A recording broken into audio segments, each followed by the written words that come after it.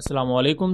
Welcome to एमरात। दोस्तों, गिर्ज ने आइडियाज 2024 में अपना ground based active electronically scanned array radar unveil किया है। इस active electronically scanned array radar की स्पेसिफिकेशंस पर बात करेंगे, जो पॉसिबल स्पेसिफिकेशंस अभी तक हम इन्फर कर सकें। और इसके साथ साथ ये active electronically scanned array radar Pakistan की तारीख में एक बड़ा माइलस्टोन तो है ही, लेकिन ये किस तरह मदद करेगा पाकिस्तान मिलिट्री की मुख्तलिफ डोमेन्स में। तो दोस्तों, इस आइसा रडार का नाम है AM350S active electronically scanned array radar.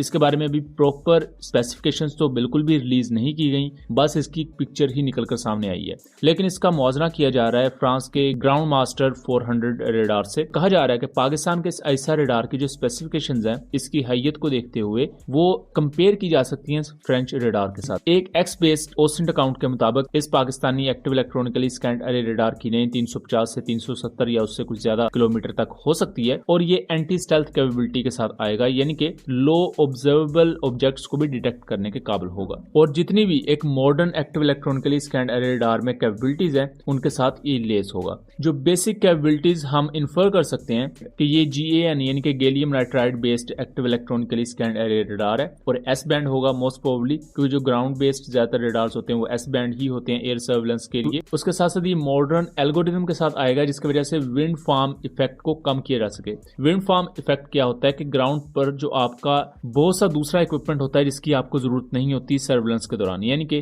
जैसा कि इलेक्ट्रिसिटी के लिए विंड फैंस होते हैं, तो अगर वो भी नजर आना शुरू हो जाए, इस तरह की दूसरी चीजें जिनकी जरूरत नहीं होती वो भी अगर नजर आना शुरू हो जाए, तो उससे रडार की फंक्शनैलिटी पर फर्क पड़ता है। तो इसमें जो मॉडर्न एल्गोरिथम है वो इस तरह की गैर जरूरी चीजों को साइड पर कर देता है, जस्ट जो हवा में ऑब्जेक्ट्स होते हैं उनको दिखाता है, जिसकी वजह से प्रॉपर पैनोरामा आपको देखने को मिलता है कि हवा में ये एयरक्राफ्ट या ये पर्टिकुलर चीज मूव कर रही है। उसके अलावा चूंकि ये व्हीकल पर बेस्ड है, तो इसकी मोबिलिटी नॉर्मल रडार की निस्बत आपको ज्यादा देखने को मिलेगी। मोबाइल बेस्ड रडार है, बहुत ज्यादा बड़ा रडार नहीं है, तो इस वजह से मोबिलिटी के मामले में इसको एक एज जरूर रहता है। इसको जल्दी यानी कि डिप्लॉय किया जा सकता है। बहुत सी ऐसी ट्रेन जहां बड़े रडार्स नहीं लेकर जा सकते, वहां ऐसे छोटे रडार्स को लगाया जा सकता है। कवरेज ऑब्वियसली चूंकि नए जो रडार्स आ रहे हैं इस वक्त, वो 360 डिग्री की ही कवरेज प्रोवाइड करते हैं, सो उस कॉन्टेक्स्ट में हम ये इन्फर कर सकते हैं। और जो इसका डिटेक्शन एल्टीट्यूड है, यानी कि कितनी बुलंदी तक ही चीजों को डिटेक्ट कर सकता है, वो भी 25 से 30 किलोमीटर तक इन्फर किया जा सकता है, लेकिन ये चीज कोई कंफर्म नहीं है। अगर मुख्तलिफ ओशन प्लेटफॉर्म्स को ही मद्देनजर रखा जाए, तो अगर इसकी रेंज 350-370 किलोमीटर है,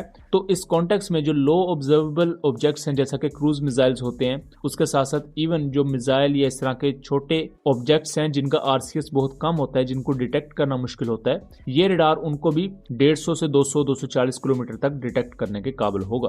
पाकिस्तान की NRTC ये रडार पहले भी बना रही थी, और इसके बारे में इंफॉर्मेशन मौजूद थी कि पाकिस्तान एक्टिव इलेक्ट्रॉनिकली स्कैन्ड अरे रडार्स पर काम कर रहा है। और इन फ्यूचर कहा जा रहा है कि पाकिस्तान जो अपना एयर डिफेंस सिस्टम तैयार कर रहा है, उसके साथ भी इस रडार को कपल किया जाएगा, और ये रडार वहां भी सर्विलेंस और डिटेक्शन वगैरह का काम सरंजाम देगा। इस वक्त दोस्तों, जो मॉडर्न वॉरफेयर है वो active electronically scanned array radar के गिर्द बहुत ज्यादा घूमती है, क्योंकि ये जो ऐसा रडार्स होते हैं इनको एक जैम करना बहुत मुश्किल होता है। ये अपने इंडिजिनस काउंटर मेजर सिस्टम्स के साथ भी आते हैं, यानी कि ये इलेक्ट्रॉनिक वॉरफेयर अटैक्स को भी बर्दाश्त कर सकते हैं या उनको डाइवर्ट कर सकते हैं, जिसकी वजह से इनकी सर्वाइवेबिलिटी ज्यादा वाइब्रेंट रहती है। चाहे हम बात करें फाइटर एयरक्राफ्ट को इंफॉर्मेशन प्रोवाइड करने की, या जो हवा में मौजूद आपके एवेक्स हैं उनके साथ कम्युनिकेट करने की, या इवन आपके एयर डिफेंस सिस्टम्स को कवरेज प्रोवाइड करने की, या उनको टारगेट डेजिग्नेशन करने की, ये वो तमाम काम पाकिस्तान का active electronically scanned array radar करने के काबिल होगा। उसके साथ साथ इसके कुछ मोड्स की बात कर लें, तो डिजिटल बीम फॉर्मिंग आपको इसमें देखने को मिलेगी। स्टैग बीम मोड भी देखने को मिलेगा। स्टैग बीम मोड ये होता है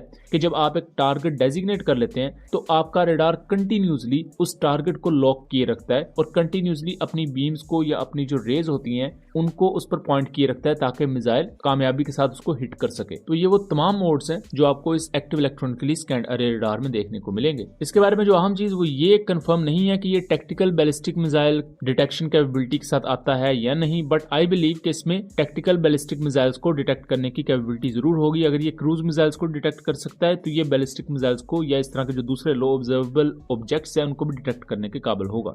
ओवरऑल बात की जाए तो पाकिस्तान का ये रडार बहुत ही ज्यादा अहम है, ना सिर्फ पाकिस्तान एयरफोर्स के एसेट्स को लेकर, बल्कि इवन पाकिस्तान आर्मी के अंडर जो एयर डिफेंस सिस्टम्स हैं और ओवरऑल सर्विलेंस का पूरा जो नेटवर्क है वो इसके आने के बाद मजीद इनहेंस होगा, मजीद बेहतर होगा। और चूंकि ये अपने मुल्क में तैयार किया गया है, तो इसकी लॉजिस्टिक कॉस्ट काफी ज्यादा कम होगी, आपको दूसरे कंट्रीज से पुर्जे नहीं मंगवाने पड़ेंगे। और उसके अलावा ओरिजिनल इक्विपमेंट मैन्युफैक्चरर भी चूंकि पाकिस्तान में है, तो लॉजिस्टिकली पाकिस्तान को काफी ज्यादा इससे मदद मिलेगी। दूसरी कंट्रीज के जो हम एक्टिव इलेक्ट्रॉनिकली स्कैंड अरे रडार इस वक्त यूज कर रहे हैं, उस मद में भी अगर इस न्यू रडार को देखा जाए तो इवन कैपेबिलिटी वाइज अगर 19-20 का फर्क भी है, बट स्टिल चूंकि पाकिस्तान की अपनी तैयार करदा कैपेबिलिटी है, तो फ्यूचर में ये पाकिस्तान को इंडिपेंडेंट बनाएगा और दूसरे कंट्रीज पर जो डिपेंडेंस है रडार्स के मामले में वो कम होगी। सो दोस्तों, ये था एनालिसिस। उम्मीद करता हूँ चीजें क्लियर रही होंगी। वीडियो पसंद आई हो तो इसे ज्यादा से ज्यादा शेयर कीजिएगा एंड चैनल को सब्सक्राइब कीजिएगा। मिलेंगे अगली वीडियो में, तब तक के लिए अल्लाह हाफिज।